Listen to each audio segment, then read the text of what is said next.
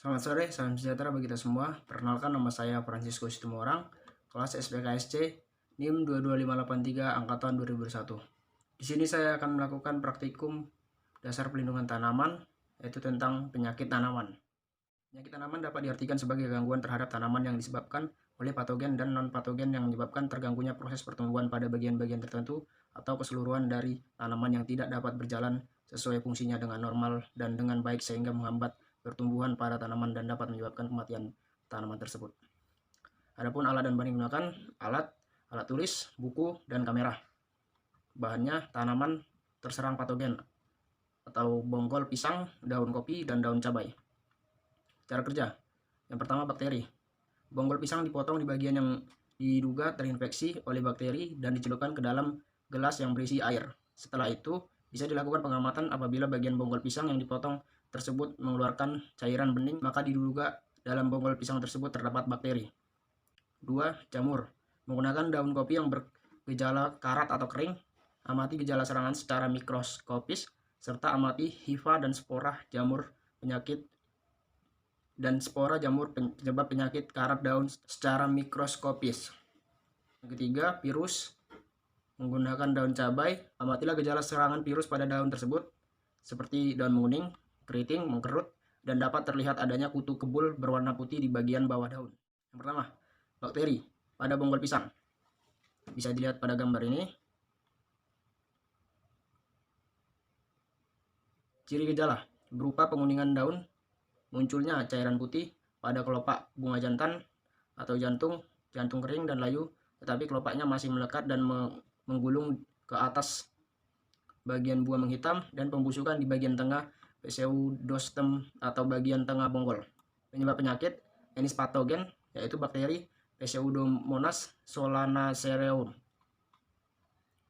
Cara penyebaran, patogen tersebut merupakan patogen tular tanah, maka tingkat penularan dan di dalam dan antar rumpun sangat tinggi. Salah satu penyebab utama penyebaran cepat dari kedua patogen tersebut adalah melalui aktivitas manusia yang menggunakan alat pertanian terkontaminasi, terutama ketika memanen tanaman yang sudah terinfeksi. Pengendalian, teknik pengendalian bibit, caranya adalah dengan merendam bibit yang masih dalam polybag atau tanpa polybag selama 15 menit dalam larutan opis yang telah diencerkan 10 kali dengan air biasa. Sterilitas dapat diperoleh melalui hisapan akar terhadap larutan opis lalu ditranslokasi ke seluruh bagian tubuhnya. Sedangkan dengan merendam tanah yang menjadi media tumbuhnya akan menjadi tanah tersebut steril dari patogen. Inang terjadi melalui bibit, tanah, air irigasi, alat pertanian, dan serangga.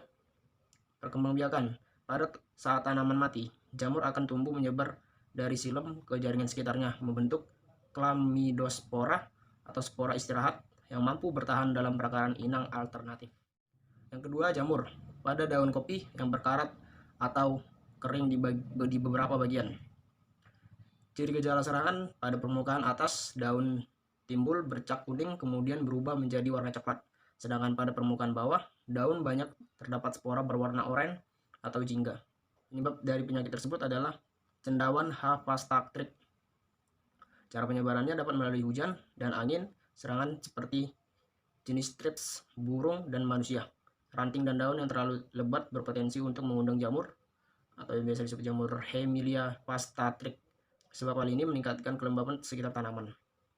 Pengendalian, sebaiknya selalu dilakukan pemangkasan ranting dan daun yang tidak berfungsi agar sinar matahari bisa masuk optimum pada tanaman. Selain pemangkasan berskala, pemeliharaan tanaman yang baik dapat menekan perkembangan penyakit karat daun tersebut.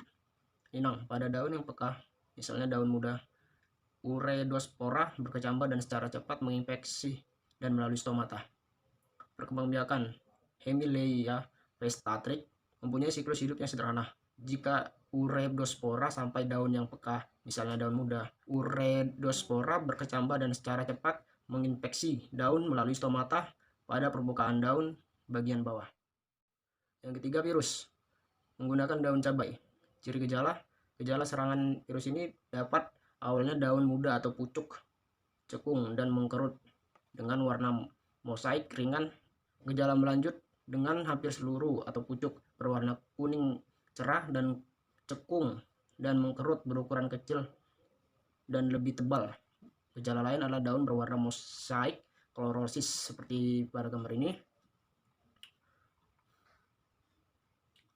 Penyebab penyakit kutu kebul atau bahasa latinnya Bemisia tabaci merusak dengan menularkan virus kuning atau virus Gemini.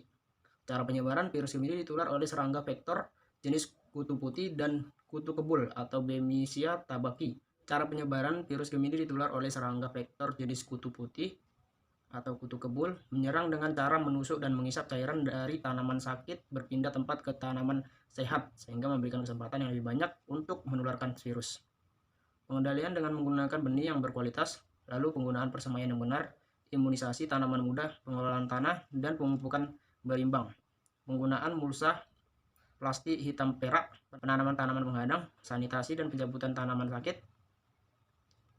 Inang, permukaan bawah daun, bagian bunga dan bagian buah yang relatif masih mudah. Perkembangbiakan kutu kebul betina meletakkan 400 telur kutu kebul di bagian bawah daun. Kesimpulan: 1. Bakteri merupakan mikroorganisme prokariotik bersel tunggal, tidak berklorofil dan berkembang biak dengan cara membelah diri. 2. Jamur adalah organisme yang sel-selnya berinti sejati atau eukariotik, biasanya berbentuk benang, bercabang-cabang, tidak berklorofil. Dinding selnya mengandung kitin, selulosa, atau keduanya. 3. Virus merupakan kesatuan ultramikroskopik yang hanya mengandung satu atau dua bentuk asam nukleat yang dibungkus oleh senyawa protein kompleks. Sekian dari praktikum yang telah saya lakukan. Jika ada kesalahan, saya minta maaf. Sekian dan terima kasih. Selamat sore. Salam sejahtera.